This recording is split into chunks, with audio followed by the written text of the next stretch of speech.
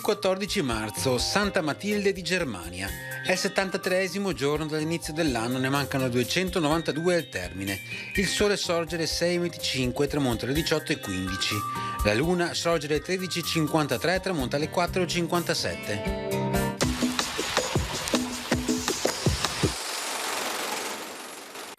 Niccolò d'Este, marchese di Ferrara, conclude un trattato di pace con Venezia. Promette di pagare 100.000 ducati quale compenso per le spese di guerra e cede tutto il Polesine di Rovigo con tutte le sue fortezze. Si impegna altresì a smantellare ogni fortificazione sul Po, da Ferrara sino al mare.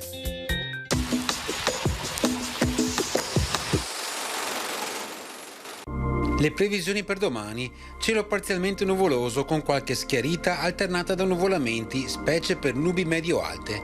Verso sera attenuazione della nuvolosità, precipitazioni generalmente assenti. Nelle ore più fredde probabile formazione di foschie, nebbie e nubi basse in pianura e Valbelluna. Temperature massime in aumento sulle zone occidentali, stabili altrove. Minime in generale contenuto aumento, più sensibile sui rilievi.